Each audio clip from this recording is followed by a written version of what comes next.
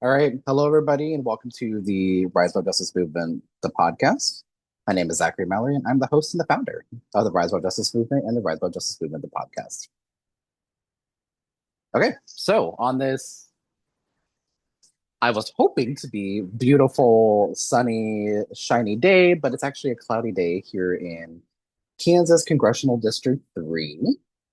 And before I introduce our next Congresswoman, because this is a badass human being that I saw on Threads, and I was like, who is this person? Because it just popped up out of nowhere. And I did research and I was like, oh, this did not just pop up out of nowhere. Sarah's been in this advocacy space. She's done a lot of things. Like, she is this just badass human being. And she's going to be our next Congresswoman. And we're going to make sure it happens. And we're going to talk about why and kind of talk about, the current incumbent, why we'll dive into that. But first things first, I'm going to introduce one of my co-founders that has not been on this podcast before, Amelia. I'm so excited to welcome you to the podcast. I mean, we live together. We've been together for almost 8 years, but you haven't been on the podcast yet because your schedule, my schedule, they don't align. But welcome to the podcast. Hi. Hello, hello. So today's guest is running for Kansas Congressional District 3. Sarah, welcome to the podcast. Hi, I'm here. I have to unmute myself. Hello, I'm Sarah Preu, and I am running to represent you in Congress in Kansas District 3. And what I've noticed is a lot of people in Kansas don't know what Kansas District 3 is, actually. So might be good to explain. What do you think? Which It's parts of it? parts of Wyandotte County. It's part or all of Johnson County, right? Is all All in of District Johnson. 3. hmm And then I know it also goes down into a little bit of Miami, right? So nowadays we are all of Miami, all of Franklin, all of Anderson, in addition to all of Joco, and then the southern strip of Wyandotte County that goes all the way from like Rosedale through Turner, Argentine, Stony Point, out to Edwardsville and like Delaware Township. So that is a pretty diverse swath of land. But yes, I always want to tell people because I've noticed that a lot of people don't really know their congressional district. So, and they change so much, right? So those boundaries change, and so we always like to remind folks of where they are. And so Geez, like gerrymandering hits really hard, right? it's like, why do we want to gerrymander? But when you start something, the other side's gonna have to finish it. So Hmm. if it didn't exist, it would be better for everybody, right? Absolutely. But yeah, since it does, it happens regularly on both sides of the aisle. And hey, I'm all about though, when you get bullied, bully back. So Absolutely. sometimes you got to do it, right? So, Yeah. So I get, the first question, and I'll, popcorn it over to Amelia to ask, the rest of the questions. She'll be leading this conversation. The first question, I have for you is, what's your story? And I know that this is such a loaded question, but I've been asking the candidates that are running, and, we're interviewing people that are running for city council across the country. We're interviewing I people that are love running for it. their local water board. Love it. I Yep. did not know water board was a thing. I grew up in Missouri, and I was like, I don't My know dad what was on the the hell water this board of mine. is. Yeah, no, I knew water board. Yeah. I was like, what? But it's important because they're trying to hmm privatize, BPU, which, Yep. we'll touch on here in just a little bit, but they're trying to privatize that. So it's important for water board candidates to also run for your local water board. And I'm sure you know about like the Johnson County sheriff that they ousted. He went on like a hmm whole anti-trans like Yes. rampage and like this whole thing, and Johnson County voters said, "That's too much for us. You're gone." And hmm now we have Sheriff Rogerson, which was the police chief of, I believe, Before, yeah. Prairie Village, Overland right? Park. Oh, I thought it was Overland Park, but it might have been TV. Yeah. It's something. I'm from Missouri. Hell, I don't know. I don't know You're who doing anybody pretty good is, for but being from Missouri. Yeah. Yeah. I just pay really close attention to like Mhm. local and county and state elections because that's where a lot of change can happen. But again, what is your story and what has led you to run for Congress? Because this is a really diverse district.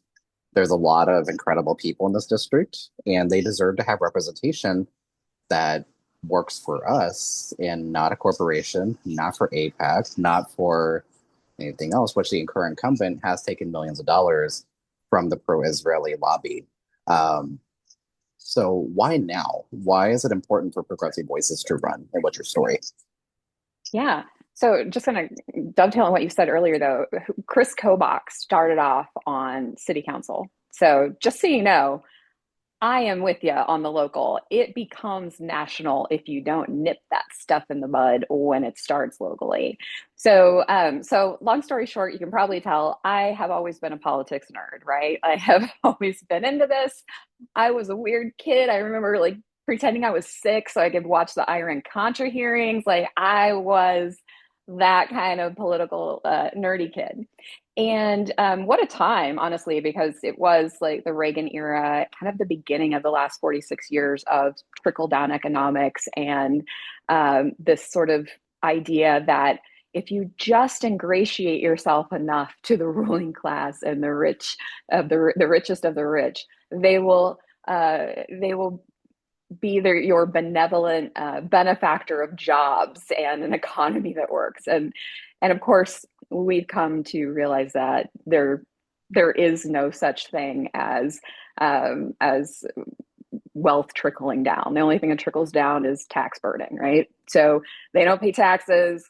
Then the next tier doesn't pay taxes, and then all of a sudden we're paying 20% on groceries locally in our grocery store because that's the only place because it turns out we still want schools and we still want roads. So those don't go away. It's just that the taxes up top do. So long story short, I've always been this way. I grew up in a family with four brothers, no sisters. I had a mom who was a Republican, a dad who was a Democrat. And while they fought about everything under the moon, they also fought about politics. And it was the best education a kid could get in the world of politics, right? And so I've always been really into it. Uh, I I have always I've been raised. I was raised by a social worker, a mom who was a social worker. She worked in schools where the majority of the kids were at the poverty line or below. So I was constantly being anyone who's a kid of a social worker knows like you get pulled in and you're constantly like community building from being a kid yourself on up. So my first real job was actually running a student emergency loan fund at the University of Minnesota. I was the director there for 3 of my years. I worked full time during college. My mom and I were actually in college together. She went to KU, I went to Minnesota. We graduated from our undergrad the same week. We were both really proud. Only the first two women in our family to graduate from college. So one of those things was that just learning how to serve the community in a structured way, uh, because I would work with folks who were homeless. I mean, you wouldn't believe the stories that came through the door of an emergency loan fund that serves university students. I mean, these are the hardest working folks, and they are trying to make their lives better, and they just needed a couple $100 for the last month of school to get through transportation costs or get a car repaired or whatever it might be.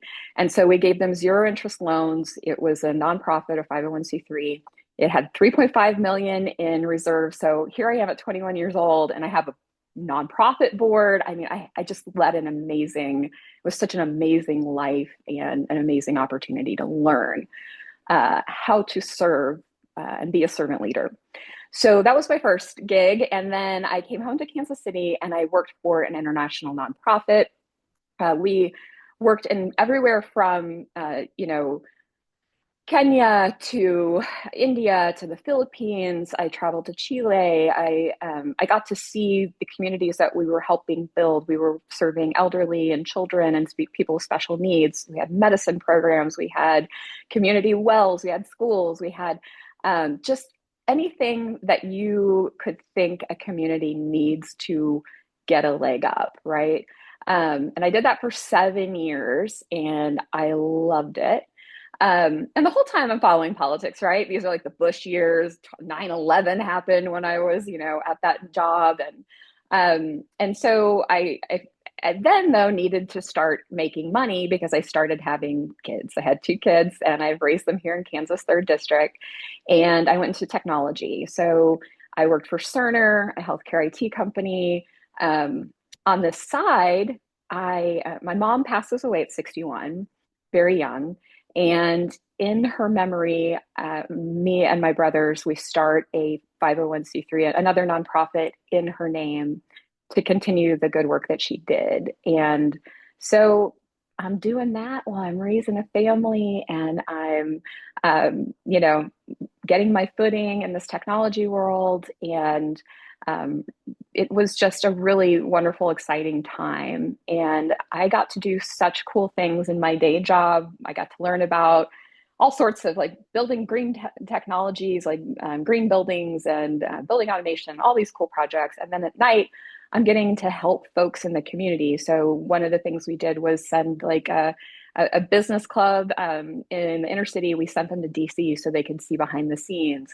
One that I will never forget, she will always stick with me, is a young mom who had 2 kids, and her husband at 42 passed away of a heart attack unexpectedly, and they were just at the line, right? Like with his salary, they were making it. The minute he passed away, it fell apart, right? And so many people live at that precipice, right? And anyway, in the midst of it, we are starting this nonprofit. I hear about her, and we decide that what we can do is pay for her husband's funeral expenses. I will never forget the phone call that we did with that. That will stick with me. Talking to the funeral director, getting that bill cleared out. Uh, it just when you are in community in that way, you you see how the framework is failing people. It should not be the most important thing to you when your husband dies, how to pay his medical bills and how to pay to get him buried. Like these are things that we should be able to afford, and should working families with 2 jobs should be able to afford. It shouldn't cause everything to fall apart because you have a tragedy like that. She had to figure out health insurance. He was their health insurance care. I mean, it was out of nowhere, right? Not only a grief that's crushing, but a financial reality that's crushing, right? So when you hear, gosh, Sarah, you don't have any experience in politics. You've never run. You've never held an office. You know what office I've held? I've held the hand of a widow. I've held babies in my arms whose parents didn't have food for them. I've held far more important things than office. So um so let me say, having done that work though, right? And when I return to that idea, you can keep helping folks, and you also can acknowledge the fact that, oh my God, the framework is bad. The infrastructure here to keep people fed, clothed, working is failing, right?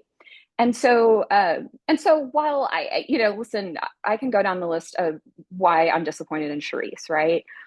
But to be totally transparent, guys, it's bigger than Charisse. It's bigger than her. What we've established in the last 10 years is almost a politics of fear.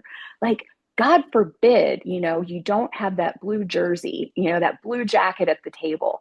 Like, God forbid you might risk it by asking for too much. I mean, I make this joke. It's not a joke. It's like an abusive relationship in a lot of ways. We're sending our money to these folks and we're told, but don't you dare ask for health care, you deadbeat. Don't you dare ask for food. Get out and work. Oh, by the way, we're taking those jobs away because AI. right? Uh, Work, but maybe we'll decide if we really want to keep your job around, right? So people of all political stripes are at a breaking point. And I have to tell you, I think that's what is one of the most hopeful things to me about this election cycle and what you guys are doing, talking to 100 candidates. Like, this is amazing uh, because for the first time, I feel like in a very long time, I'm seeing candidates across the country like myself, real people. I mean, I'm sorry, it's true. Real people, people with skin in the game, people who show up for their communities, people who are working. I'm working 9 to 5 through this campaign, guys. Like, I know what it's like to hustle for a paycheck. The campaign is not paying my salary to do that, right? Like, I still have to be able to function. And as a working person. And I think, you're just seeing it across the country. You're getting tech workers, you're getting social workers, you're getting teachers, you're getting nurses. I am so excited for that. I Nothing wrong with lawyers. Honestly, I know some fantastic prosecutors, public defenders, people who are really great and doing salt of the earth work. I do not think that's primarily what we have in Congress with the lawyers we have in Congress. I think we have a lot of what I call politibots who are sort of incubated in the Ivy League, and we're looking at consultancy jobs, and we're like, well, I guess I can get some good money and run and represent these interests and maybe get some good stuff done too. I mean, they usually have something they're trying to get done. But yeah, that's kind of the story of me. And I kind of, to end it briefly here, is I have an 18-year-old and a 19-year-old, and talking about this sort of taxation without representation, because really that's where we are. I don't think that's overstating the case at all. I have an 18-year-old and 19-year-old. They have held after school jobs since they were 14 or 15 years old, just like I did, just like my parents did, right? And the mama bear in me is like, oh, no, no, no, no, no. You're not going to take my kids' tax dollars. It's one thing to have you abuse my tax dollars for 30 years, but you're going to go and, because here's why, because working people know, right, that every dollar that goes to taxes, every dollar represents 15 minutes of your time, an hour of your day, a week out of your life, a decade out of your life. That's what those tax dollars are made of. They're made out of people's lives. And I just do not sense the urgency in a lot of our Democratic incumbents to really reflect that reality in the budgets that they're agreeing to pass. Right? I mean, I'll go down the litany of things we've lost over the last 18 months. And it's not just our dignity on on the global stage, because that's just one of the many things. But the working people have lost so, so, so much. And we've ceded ground. And the thing is, we are going to have to work double time. If we take the House, if we take the Senate by some miracle, right? We get the presidency. We need to show that urgency. That is a pact with the people who voted for you. That's a promise. And that is something that I think when you have not worked in the trenches with people, it's hard to take that to Congress. I really think these folks who've worked with skin in the game bring a valuable, unparalleled view into humanity, and that needs representation in Congress. So that's what I'm doing, y'all.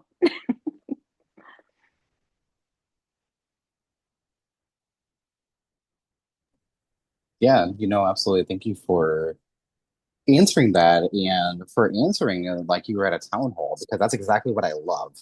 I love these answers because they're very, the point of this podcast is to give a voice to those that, one, are oftentimes left out of the conversation, that corporate and mainstream media does not amplify literally at all. Um, you're coming into this race as a direct challenger to an incumbent that broke Kansas history. right? Literally broke Kansas history. However, ran on like this platform, got elected, but unfortunately, because we have an issue with money in politics, she is paid and bought for. And I'm not afraid to say it. I know I'm probably going to get pushback from some people in this district. Um, but honestly, it's the Not for truth. me. It's the truth. Yeah. Right. And I think you know like who I'm referencing and what I'm referencing, but there's some people in this district that I am not necessarily the biggest fan of, and they're not necessarily the biggest fan of me. But I'm not here to appease them. I'm here to make sure that people are represented, not corporations, not PACs.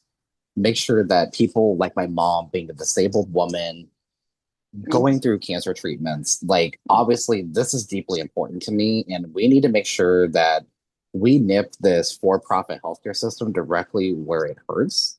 And that's by tackling these big pharmaceutical companies. That's by holding, insurers accountable. Make sure that we, lower obviously prescription drug costs.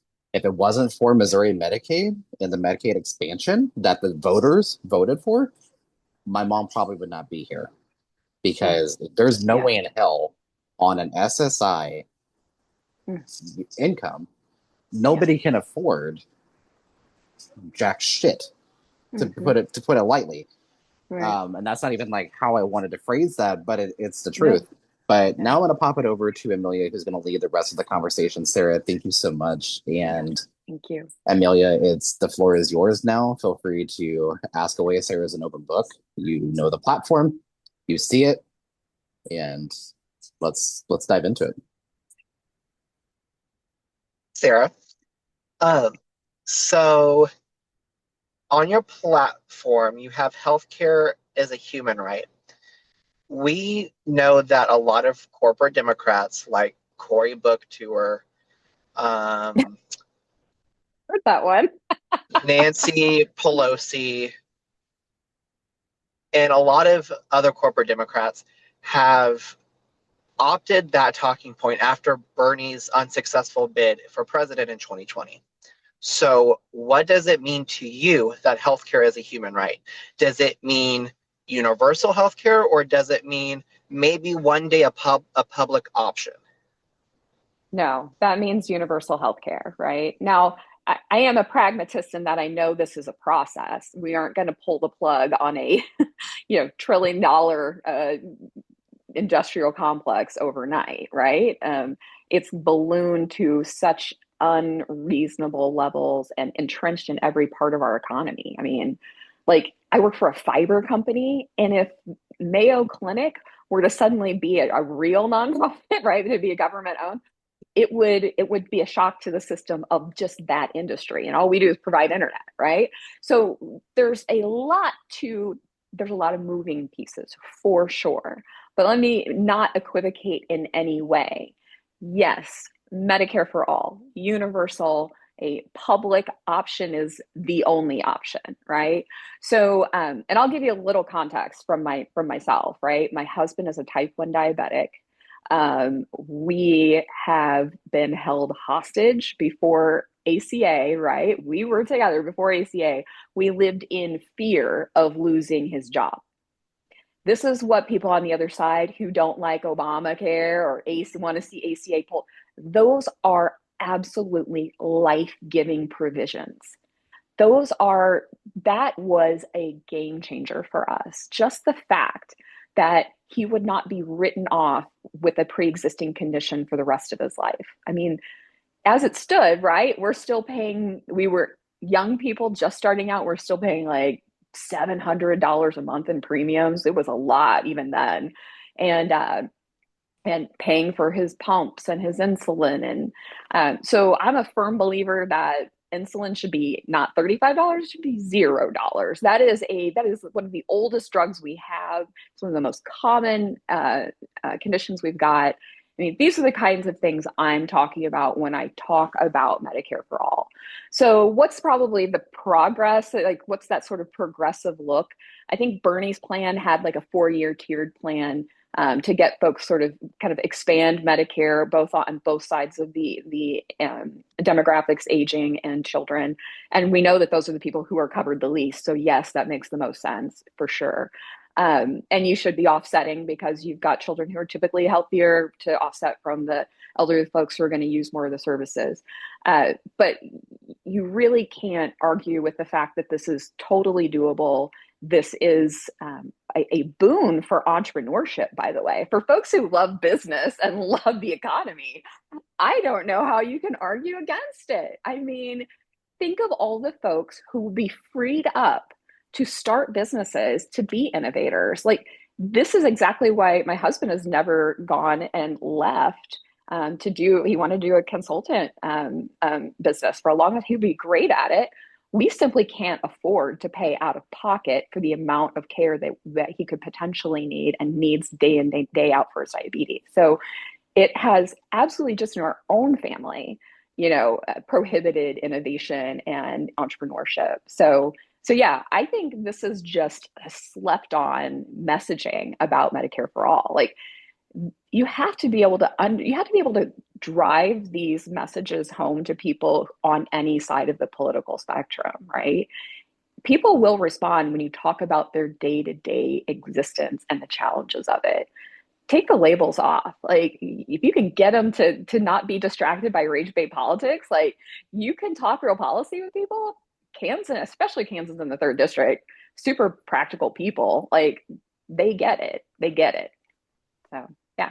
Was that a full answer to what you're asking? Okay. Yeah.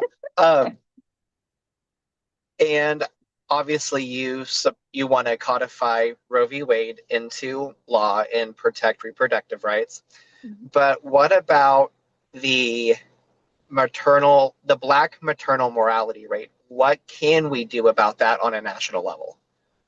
So we actually in Kansas City, Missouri, have a wonderful program that has been a vanguard program that ended up getting reproduced throughout the world, much less the rest of the country. Uzazi Village was provided Black mothers and Black community with midwifery and prenatal care, food, all sorts of just the holistic care, daycare. That kind of community program is exactly, those organic programs deserve funding. Those things deserve funding because you've got people who are scrappy enough to get out and do it without funding. Why not put the money where we see these things are actually working? So for me, the mortality rate in general for mothers in America is a national embarrassment, point blank. For Black women, it's a shameful fact for our country to continue to see that kind of underserved, that approach to underserving that community with really no recourse at this point beyond just simply trying to get funding. And so, yes, I think it's a game changer. Medicare for All is a game changer in underserved communities, no doubt, right? And so, yes, I love that you called that out. In Kansas City, we have just such a cool program and a cool organization that has been something that other communities look towards. So, and by the way, that same program would be welcome in Anderson County, where they have not had an OBGYN in residence for over 30 years. So, when they gerrymander these districts, they like to pit us all against each other. The truth is, rural has the same problems that we've got anywhere else in this district. So, yeah. Amelia, really quickly, if I can jump in here for a second. Sarah, thank you for mentioning about the Uzazi Village. Mm-hmm. They do some very, very deeply impactful work. Mm-hmm. And I think obviously it needs to be expanded, more like areas, but that also requires more funding and more people to actually give a damn about it. And, thank you for mentioning that, Amelia. It's mortality, right? Yeah. I just wanted to add that part in there. But mortality, not morality, mortality, that's perfectly fine. I just wanted to add that in there. But it is very important. I believe last week was Black Maternal Health Week. And I saw a lot of posts. We amplified them a lot on, like reposted them on our social media. It's very important to talk about. I'm sure you're familiar with the story of the former Kansas City Chiefs cheerleader that was over here in Overland Park that unfortunately passed away a couple years ago. She became septic during childbirth, and that story literally shattered my heart. I literally sat here with tears in my eyes, like reading it to my mom because that story like literally destroyed me. Her husband is an incredible human being that has created a nonprofit in her honor to help other mothers and help Black women be able to Oh, I'm so glad to hear that. I didn't actually know he thrive. had done that. Like, That's amazing. impeccable person, impeccable Mhm. family. I just wanted to add that in there. Thank you, Amelia, for asking that question because it's so deeply important. A lot of politicians miss that mark whenever it comes to talking about healthcare is the Black mortality rate that are at the higher risk of fatality. Yeah, So I yeah. think that's very important. Again, Sarah, absolute spot on. Thank you for answering that and highlighting this as a part of this conversation. Amelia, I'll jump it back to you. I just wanted to come in here and add that because it's deeply important to highlight this. And I've made it a mission of mine to highlight it even more so. I actually worked with her at Cerner. I worked on a project with her very shortly.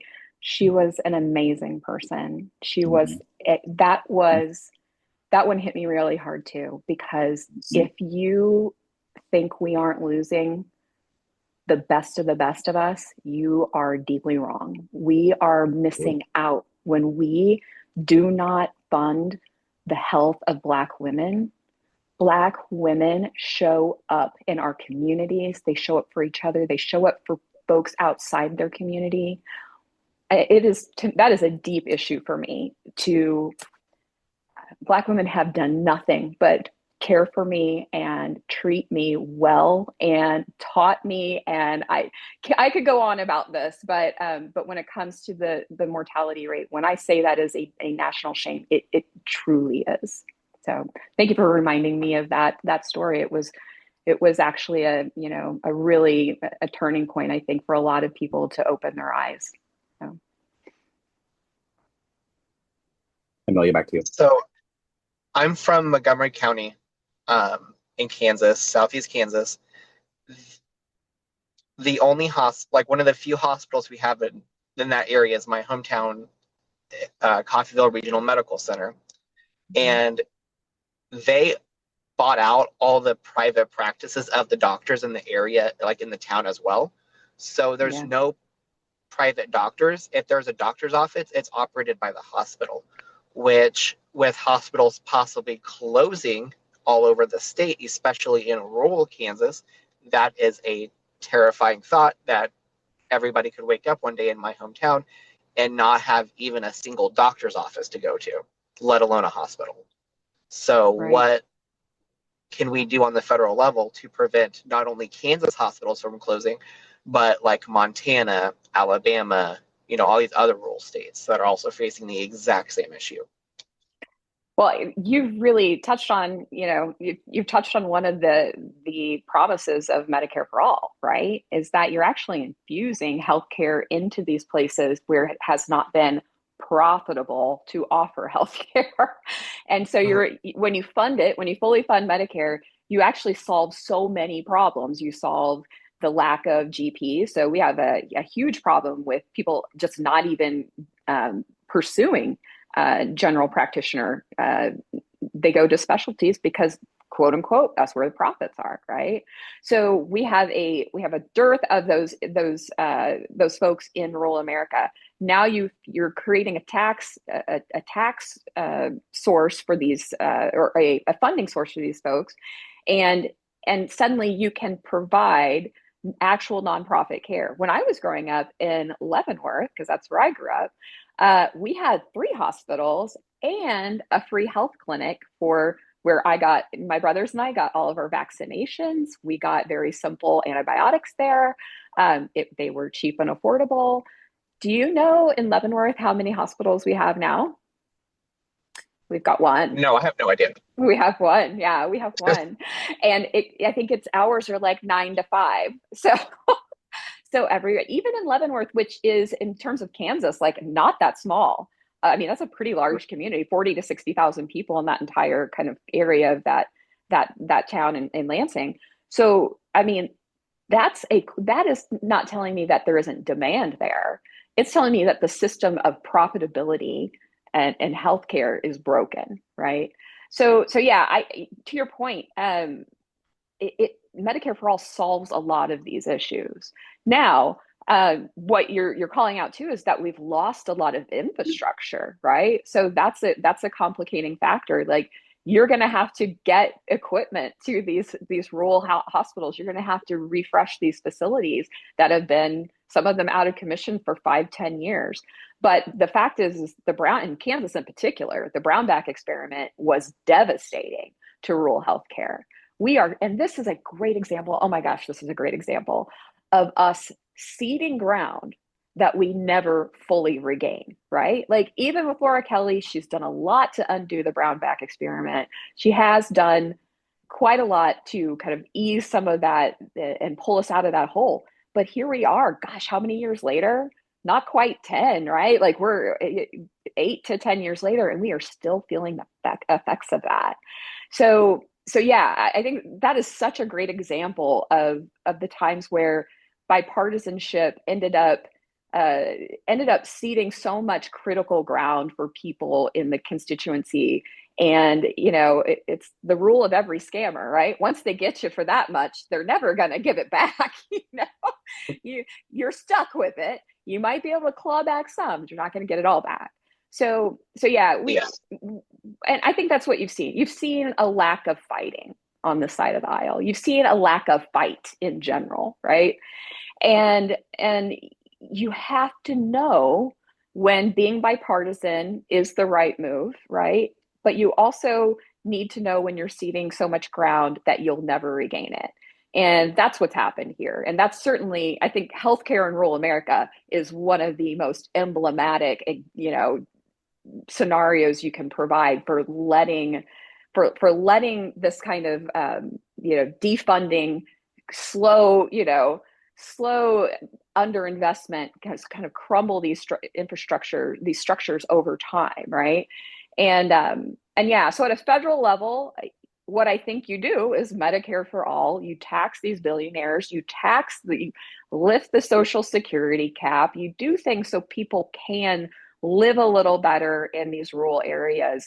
And there's less incentive to, come to the city for every minor, service that you need. Like I said, growing up, even I grew up in a world where, in the 80s and 90s, where small town wasn't a ghost town. You had essential services. And nowadays you've got them out here, so underfunded that they're salivating at a data center, right? They're salivating at for-profit core civic prisons, right? Like this is not the rural America that I grew up in. Like this was not how it was ever supposed to go, right? So yeah, so I grew up right before Brownback. I was 11 when he was first elected. Okay. So I got to taste a little bit of Kansas before Brownback screwed everything up. But most of my experience has been after. I will tell you that one time I was at a work event and he was with his daughter-in-law, and this was right after he left office, and it was when he became Trump's it was like a religious freedom ambassador. Yeah. Yeah. This dude had no idea what was going to hit him because it was just him and I at one point in this room. And I look over, and anybody knows me is like, I've got the little should I? And I go right up to him and I'm like, you're Sam Brownback. And he looked at me because it was just me and just him. And I grilled him and I told him, about everything he had done to healthcare, everything he had done to the schools, how I had even personally benefited from the LLC tax waiver that he did. I wanted to pay LLC tax. I wanted to pay my corporate tax. This was such a fun moment for me. Because that guy had no comeback. You think these politicians they kind of present them as sort of this elite class of people, that are ready for anything and can and have an answer for whatever they've chosen to do. And that man could not. The one thing he told me was, because I asked him, like, so do you think the Pope is going to be happy to see you? This was Pope Francis. And he's like, well, I don't think the Pope is as political as you might think. And I'm like, I think you're wrong. And so it was just a great moment. I really loved that I got that moment with Sam Brownback, because he really screwed our state for quite a Yep. while. Yeah. So, yep. Even shut down like the last major mental health hospital too. Oh yeah, where was that? It was, which is Hutchinson. No, it's outside of Topeka. Mhm. Oh, It's like, Menninger. Was it the Menninger yeah, clinic?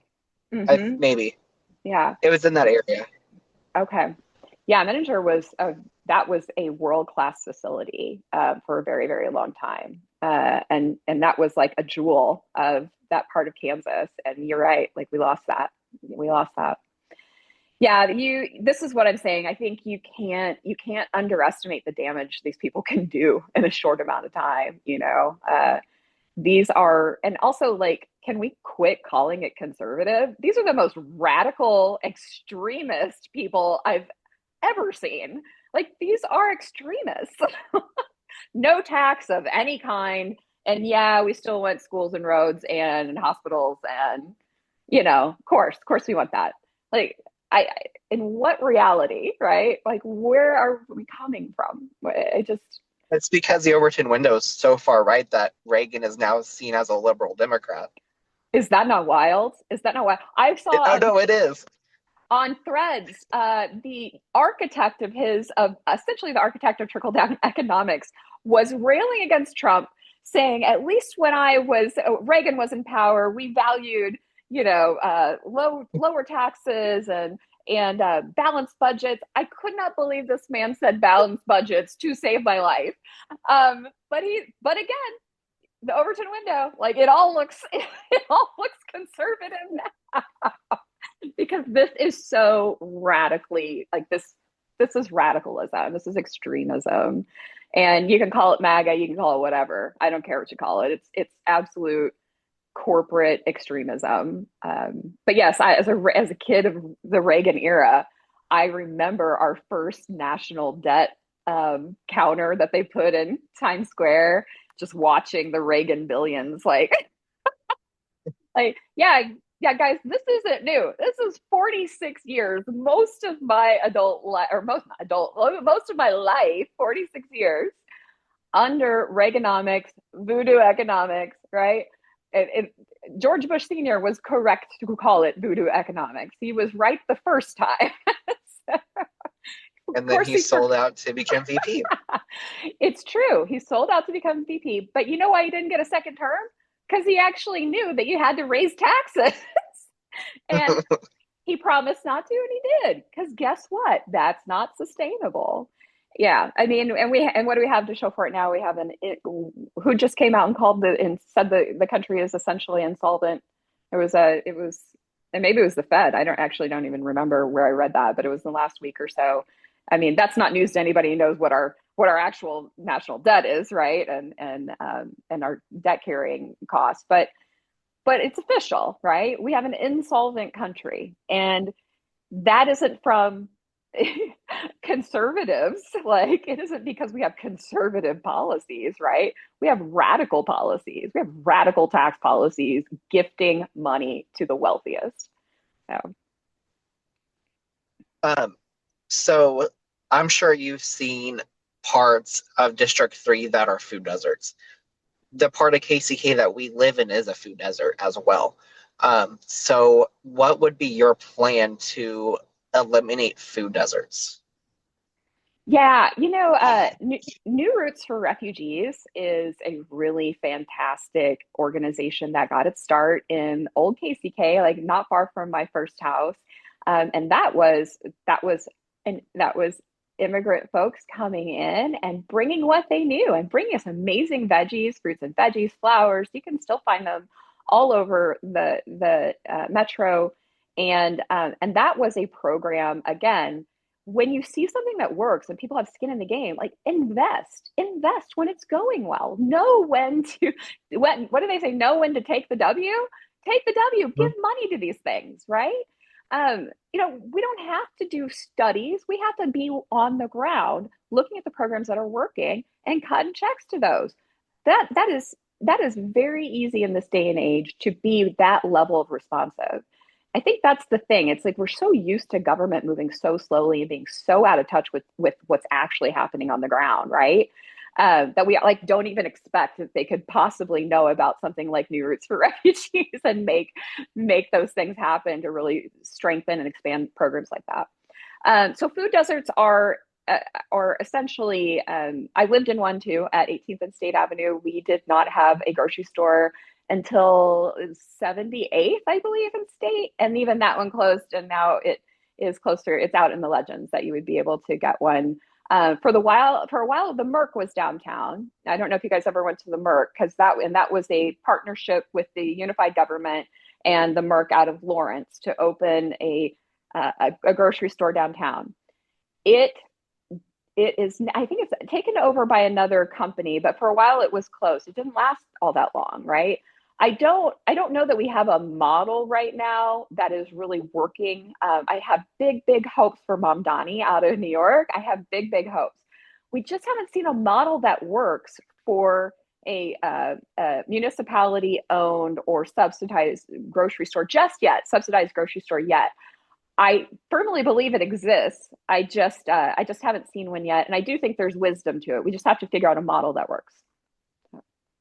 Would you be supportive of one that basically is a United States grocery store chain that plops into every community that needs a store, and it's powered by our farmers? Basically, our government goes in, like USA goes in, buys crops and meat like they typically and dairy like they typically do, and instead of just shipping it off to different markets overseas for farmers to get money from that, they would also get additional money from the U.S. grocery stores that we put around the different parts of the country.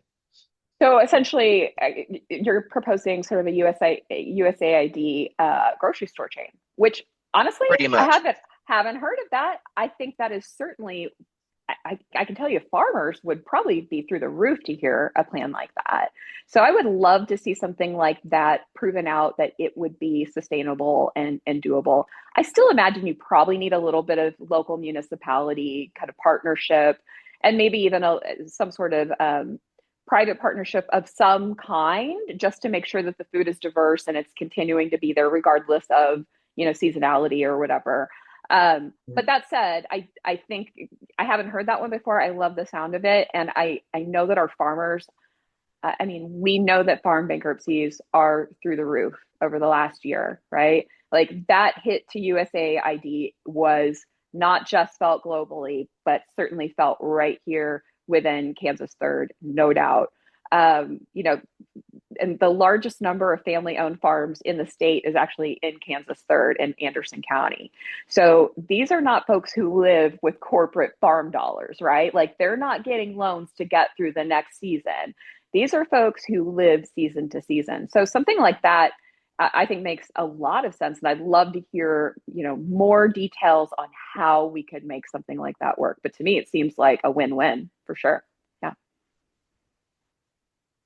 Yeah, I've never heard anybody discuss it either. That's why Yeah. whenever I came up with that, I've been wanting to talk to different candidates about working on making it happen, because I don't see any better way to do it versus getting our local farmers involved in it. That way they can earn even extra money and don't have to throw out nearly as many crops as they typically do.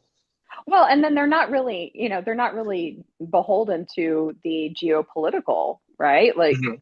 environment. So if we're, fighting with some country that they were going to export to, they don't take that hit. But yeah, I'd like to hear a little bit more about kind of the infrastructure of it. So you'll need distribution, but I think that's where maybe the private partnership comes in, and we can figure stuff like that. That's when government Yeah. works. It works really well when it it knows what it can do well versus what it can't do well.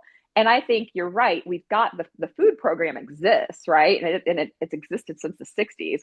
Why not capitalize on it? I'm super excited by that idea. I'd love to have maybe a more like a more policy centric discussion on it with some farmers. And by the way, the farm bill, this would be a great time since we haven't had a farm bill passed since 2018 Yep. to call Oh up yeah, that's Sharice right. Davids and try to get that in there.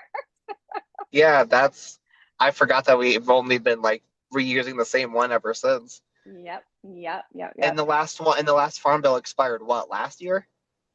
It did. I think so. It was 2018 was the last time we successfully passed a true farm bill, is my understanding. So they're good for 4 years, I believe. So that would have Yeah, been expected, and I think it was expected in 2023, and then we've just been extending it since 2023. So that's right. That's right. and it came out of committee. My understanding is it came out of committee earlier this month, finally. There's some stuff in it that's great. So don't get me wrong. I don't want to get pushback from all corners. There are some really good parts of this farm bill.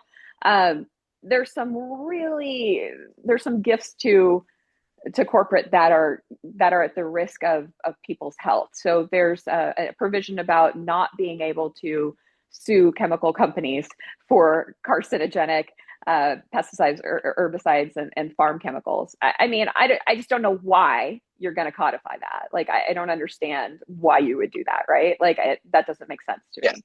So somebody explain that one to me, and I'm cool. But that one just does not compute for me. And yeah, but there's lots of like great like clean water. There's actually quite a lot about connectivity, which for me, being a technology worker, that is the lifeblood of rural America. When the Affordable Connectivity Program, the ACP program, was rolled back, gosh, maybe the last year of Biden, it was pretty devastating to my company, not financially, but just we had a lot of work to do to suddenly drop all these people from our roles.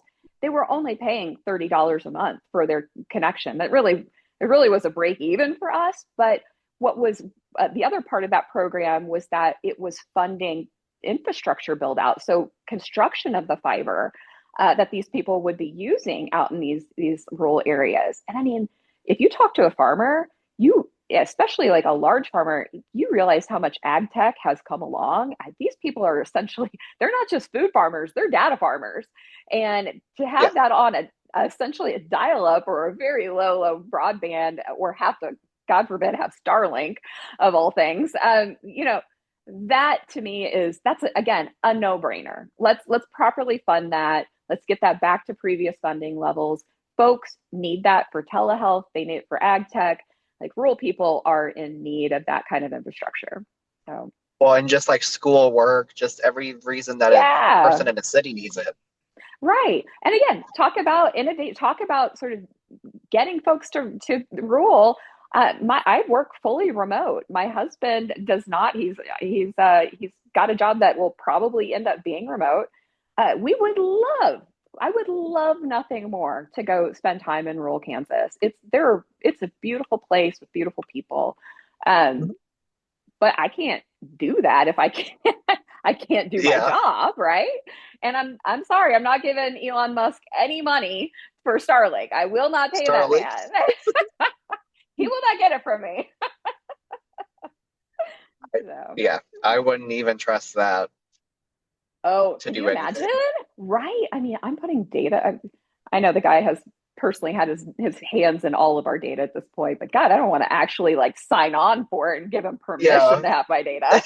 Like, I'd like for him eventually to have to answer why he has my data and be Yeah. held to account for it.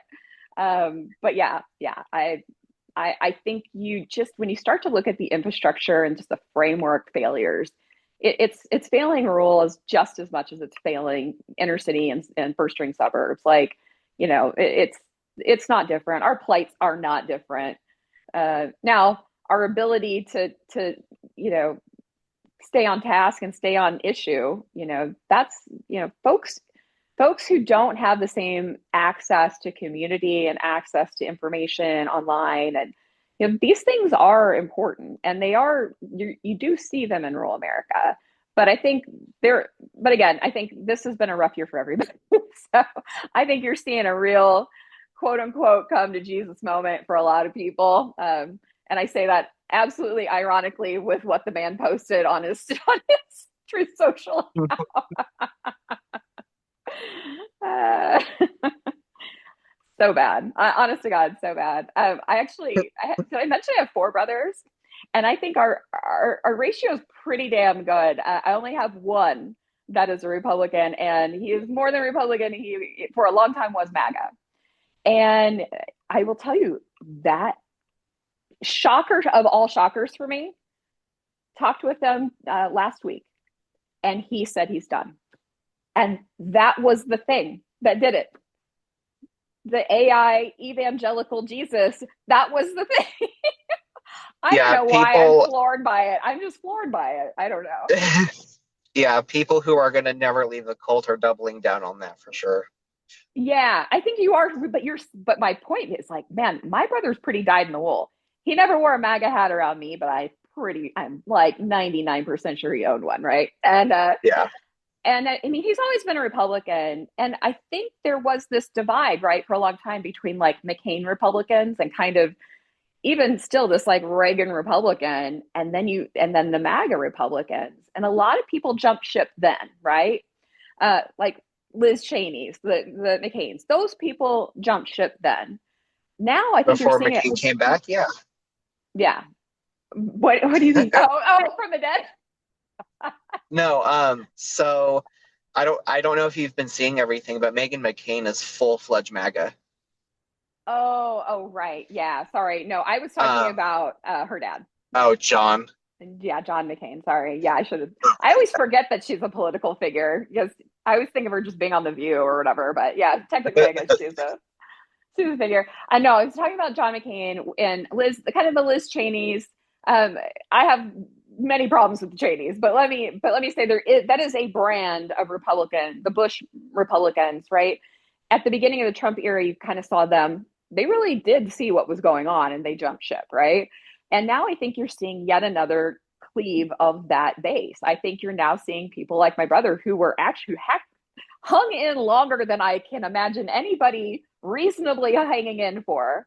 But that was the line. And I'm seeing it all over. If Democrats really want to take advantage of a weak spot there, you absolutely cannot let that one die, because for whatever reason, when he decided to portray himself as a doctor, just kidding, evangelical white Jesus, it was like, that was the line, guys. That was the line.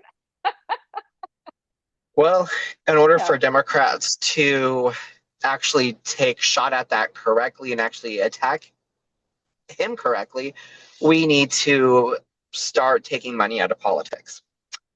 What is your plan for that? That was a fantastic segue. I love that. Way to go.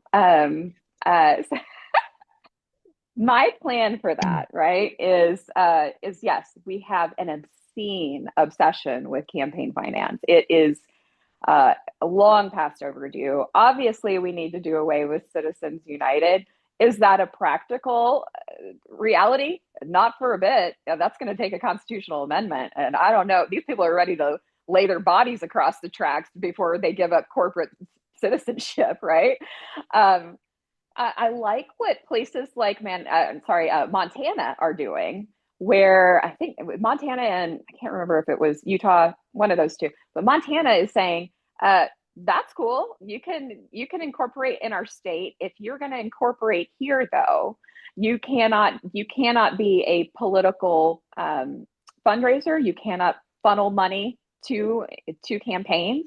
You cannot incorporate in this way as a for-profit corporation in this. And so they're drastically curtailing, at least within the state of Montana, whether or not your corporate citizenship can actually influence with unfettered money into their local elections.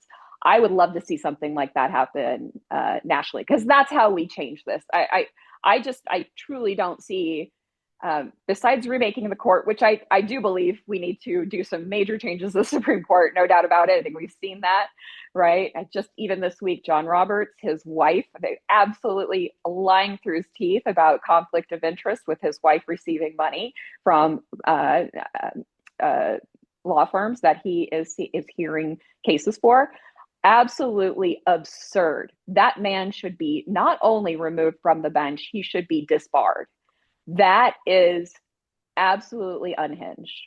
And it's like, it just shows you the absolute lack of respect for the law in our highest court. It's astounding what we are living through. It truly is. So to get my soapbox here, just want to say, yes, I think that our actual path forward is getting tricky with how we allow these companies and these shell businesses to actually incorporate. You know, put some seriousness behind, make it national, make a law like that nationally. We have to fight back in whatever tools we have. And that's why I think I like the Montana thing, because it's kind of out of left field, but it's going to work. It's going to work if they can get it passed. So yeah,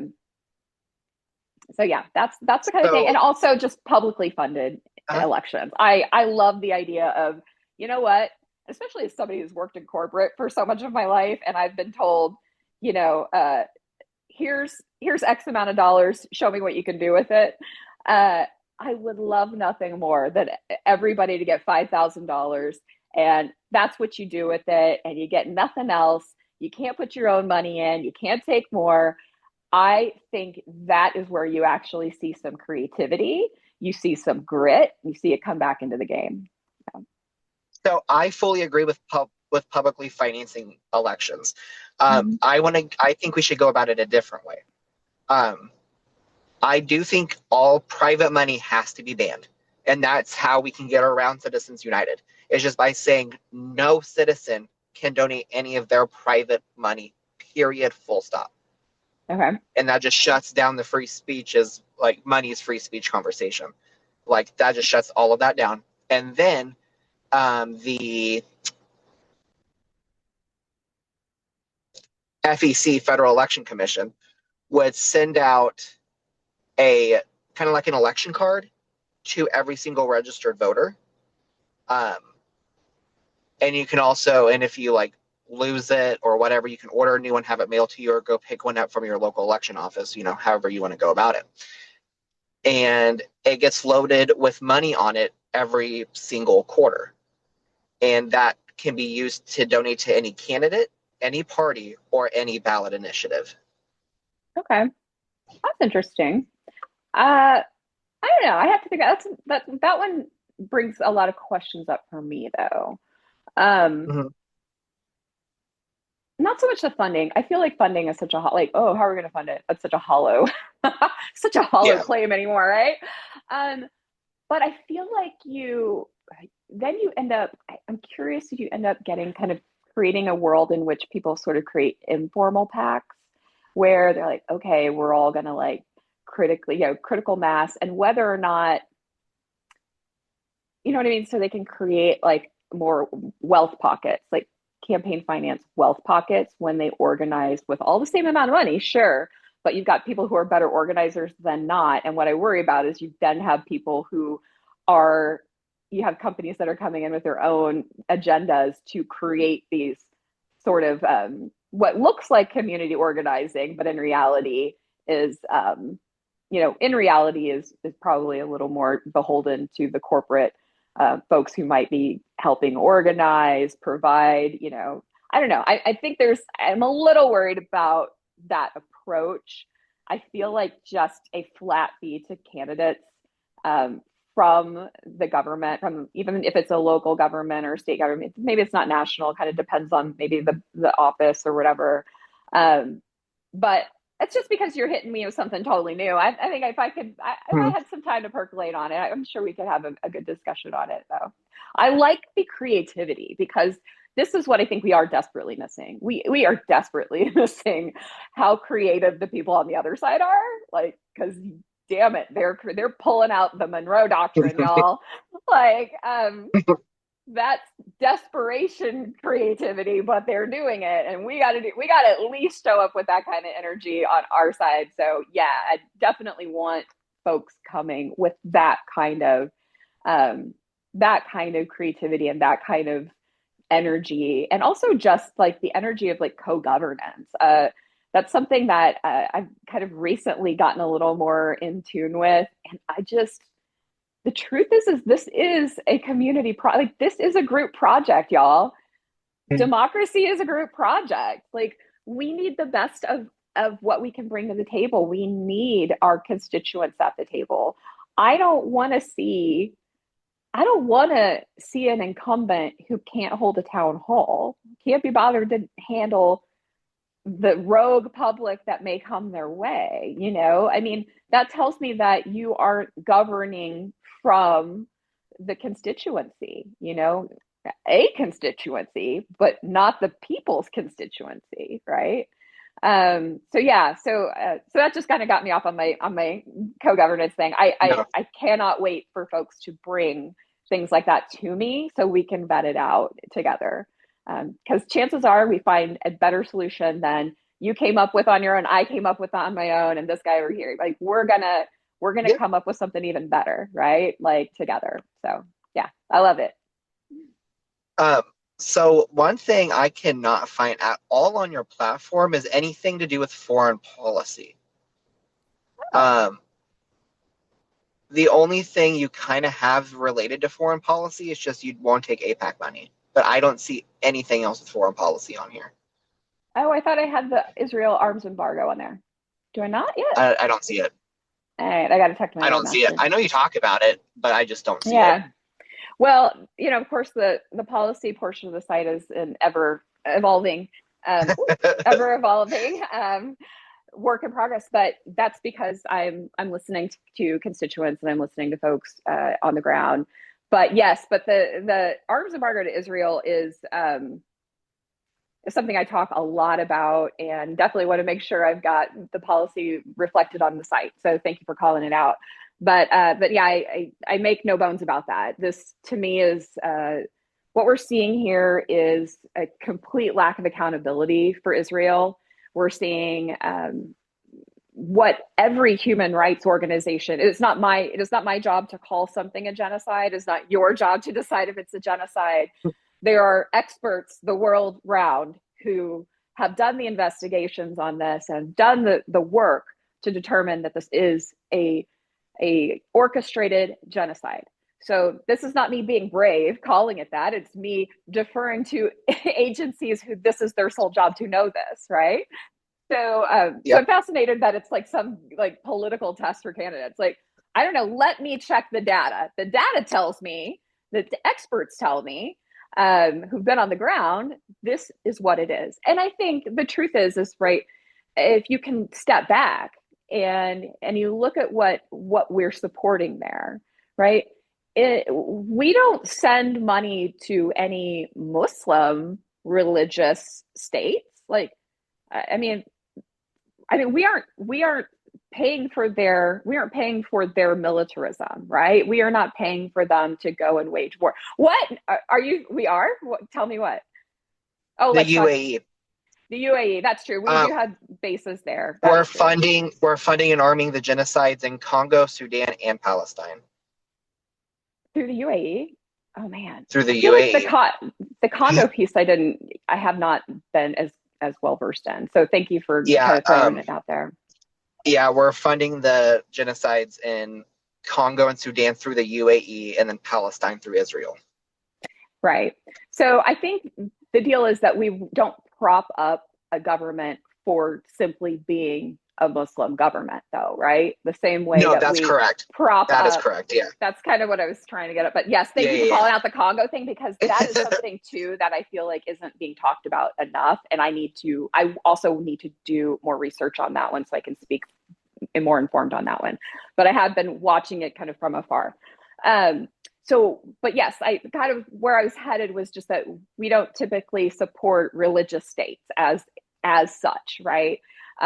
Ethnic states as such. And so I think for me, I just think we have a rogue nation that is doing rogue things with our tax dollars. And I simply, you can take the morality out of it, but the truth is that immorality is expensive. Having no moral compass is expensive. Bombing children half a world away is expensive. It's expensive spiritually, emotionally for our country, but also fiscally. This war could not be more fiscally irresponsible. I mean, these people could not be more fiscally irresponsible.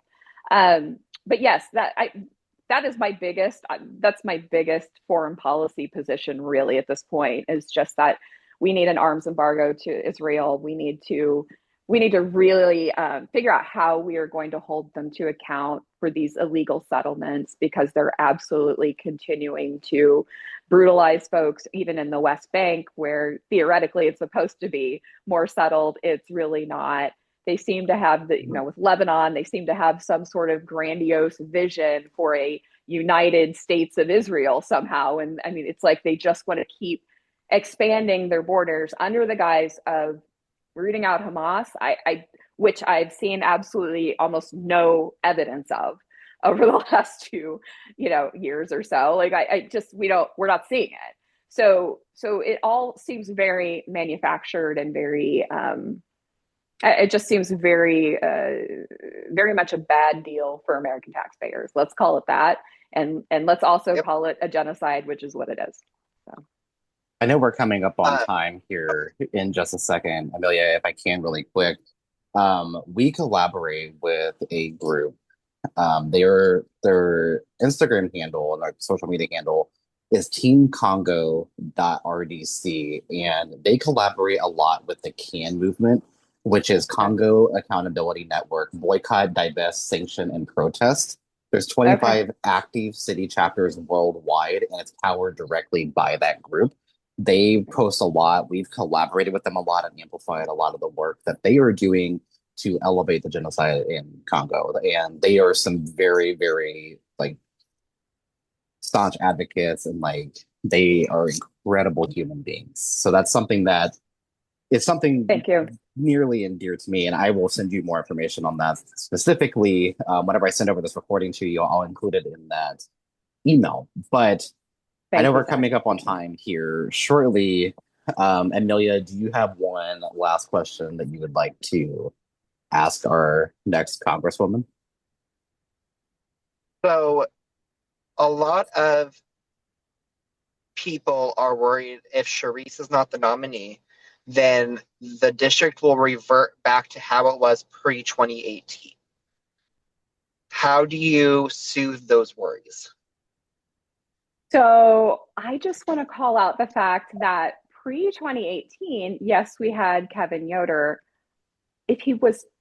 I'm shocked if he was 2 terms. It was definitely 1 term, but if he went to 2, I don't recall. Before him, we had Dennis Moore, right? And Dennis Moore was a Democrat. And he was a Democrat very much in the vein of Charisse. She's very much kept the Dennis Moore, Joko Dem approach, right? Cool. That was the Bush years. You know what I mean? I think we are looking at an incredibly different political landscape, right? And for one, what we see in polling that does come out, I'm not rich enough to run a poll for myself just yet. I'm hoping that donor comes in so I can run a Sarah and Charisse poll. But what we see in the progressive issue polls is that Joko in particular has only continued to go to the more progressive side of these issues. So the voter base themselves, and even independents, Data for Progress just released, maybe last month, 70% of independent voters agree with the statement, abolish ICE. 70% of independent voters. Tell me, is that some radical leftist idea that we don't want people shot in the streets and we don't want children used as bait for It law was in enforcement? 2018. It was in 2018. You are absolutely correct. That was an outlandish statement. And somehow the landscape has changed. So you can sign on for genocide. You can sign on for lawlessness in our streets with with an armed paramilitary force that does the bidding of the current president. You can fund all of that and still be considered some sort of icon of moderation, right? And I, again, I hate, this is not about directly attacking Sharice Davids, man, but she is a Mm-hmm. symptom of where that part of the Democratic Party has not moved with the time, has not met the moment, right? There's the quote they Yep. use, and yes, Cory Booker absolutely talks about this all the time. Yes, you guys are not meeting the moment. Like, that's what we're trying to tell Mission you when exist. people like me show up. Yeah, I am challenging an incumbent that I voted 4 times for. The fourth time I really held my nose because I knew what was going on by that time. I was done giving her credit for, like, maybe she just needs a little more time to cut her teeth. I did the last time very begrudgingly. And again, even since that last time, we've changed so much. We've lost so much. And Yep. the morality of the situation, I just think over and over, the moral questions here just you cannot soft shoe through them. You cannot tap dance around them anymore. We are living the reality of ceding ground to criminals. These are criminals. They are lawless. There is no there's no gold star for meeting a criminal halfway. What happens when you meet a criminal halfway? You run very much in danger of becoming a criminal yourself, right? Our moms told us all this when we were growing up. You hang out with those folks, you're gonna be like those folks. You better keep your nose straight. You better walk It, the line, right? it's the appease Hitler strategy that fails every time. Yeah, right. It's yeah. We keep doing the same. It's that classic insanity, whatever quote, right? We keep doing Yeah. the same thing, and we keep thinking the status quo is going to save us. I think we've all established they're not coming to save us. They're not coming to save us, and we've got to get real issues talked about, right? And guys, if I don't take it in the primary, you are never, let me leave you with this because I truly believe this from the bottom of my heart. When you do things because you believe in them, you put your skin in the game, you put your life on the line, you put your morals, your reputation, you put it all on the table, and you do it with heart, you do it with compassion for your fellow community members. You don't lose. You may not win an election, but you do not lose. You're doing it for the right reasons. You're voting for me for the right reasons. You're sending the right messages. That's not a losing proposition. Absolutely.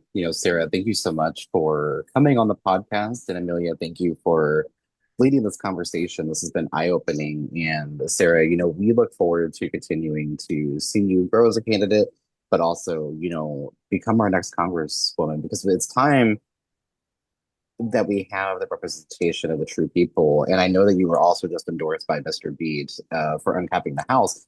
I think that that's incredible. Our fellow Kansan, he knows a good candidate whenever he sees it. So I trust his instinct on everything. He's been in the game for a little bit, and he has a background in which, he applies to every single day. But I think it's important to recognize that your platform comes from like a personal experience, and obviously there's more to be added to it. Like you said, it's forever like expanding. There's forever things being, added to it. As we mentioned, I do want to see like obviously more foreign policy on your Mm-hmm. platform is absolute top thing. But Mm-hmm. I think, as far as that goes, I'm so excited to go to my first Kansas election because, like I said, I'm from Missouri. Yeah. So this will be my first one that I voted Welcome. for in Kansas. Um, but Amelia has been a voter her entire life, or ever since we were 18 in the state of Kansas. So I think it's incredible. I mean, she voted a couple times in Missouri, but you know, Mm-hmm. time has gone on, and I feel like I'm still in like this like COVID bubble. It feels like it's like this whole like this head blur. Like the timeline is so screwed up, and this timeline that we're in right now is Yeah. not the easiest to digest. Yeah. But how can people contribute to your campaign and how can they uplift the work that you were doing during Kansas Congressional District 3? And we'll have your donate link, your social media links, etc., in the description of this episode. But let's talk about that out loud. This will be the last thing, and then we'll jump off. But how can people uplift the work you're doing and contribute to your campaign? Well, let me just tell you that I've been told by party leadership that for the primary season, I need $1.5 million to run this campaign. So I check my pockets. I don't have that sitting around the house. So I definitely need folks to follow that donation link and pitch in, right? And consider it a promise between you and I that we have a pact here that we are going to take it to whatever limit we can take to get progressive issues addressed, because progressive issues are just working class issues, right? So that's what I ask you to do personally. I ask you to if it's $5, fantastic. If it's $2, fantastic. If it's 500, great. Ask yourself what you can do. And knowing that, I understand that those are working people dollars, and I absolutely understand and respect that. And then more, almost even just as equally important, right, is the fact that I think there's this like misnomer with the party where I think they don't understand kind of the I just don't think they understand the reach of social media, and I don't think they understand the importance of it. And when they tell me that they need $1.5 million, sorry, I have to, my battery's dying. When they tell me I need $1.5 million, they can't really tell me what it's for. They keep telling me it's for like TV shots, like TV commercials and direct mail. And like, and then they kind of vaguely mention digital footprint a little, right? And listen, I'm not going to go against people who run elections. I'm sure they know what they know. But one of the things that the Democratic Party does not do is provide real social media infrastructure. Meaning, there's a great investigative piece by Emily, I forget her last name, but essentially talking to influencers, and they're telling first-person stories about how the GOP is reaching out to them, asking for an influencer video for their candidate, and they're coming to the table with $20,000. Democrats show up day late and a dollar short, month later, 2 months later, and they're offering $5,000 for the same video. So now, while I don't respect necessarily anybody who makes their political stances based on the highest bidder, it is an eye-opening first-person account of the fact that I do not think these folks understand the political infrastructure of the 21st century. I need folks like yourselves who are willing to amplify the platform. I need folks who are willing to remix a reel, repost a TikTok.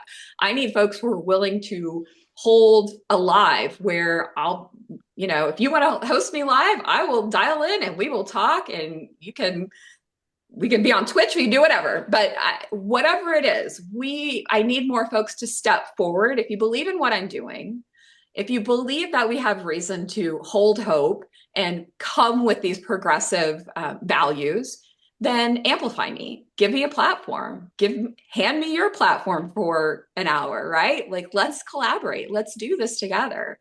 That's my real like galvanizing call. I really appreciate you folks having me on for this podcast, because this is exactly what I need. Like, if we can get this message out and we can get heard, these are popular ideas. These are popular platforms. These are life-changing and life-saving platforms. So that's my big call out. Please get involved in that way. Of course, I also need people to knock doors. I really want you to show up for canvassing events. Our first one is on the 26th of this month, so Sunday at 1 p.m. You can find the details on my website. You can sign up there. I would love to have a drink for you and a donut, and we can go out and hit some doors together and really see what the voting the population is looking for. And they're looking for this. They're looking to be heard, just like you and I are. So. Absolutely. All right. Thank you so much for coming on the podcast. Feel free to collaborate with us on social media posts. We want to amplify as much as we can. And you can also find Amelia at Populist Rise Up. So feel free to, add us to your collaboration post. We want to amplify as much as we can. And I look forward to seeing you in person, hopefully very soon. So, all right. Wonderful. Yeah, Take it same. easy, okay? Of Yeah, thank you so much. course. Thank you. Bye-bye. Bye-bye. Oh, God.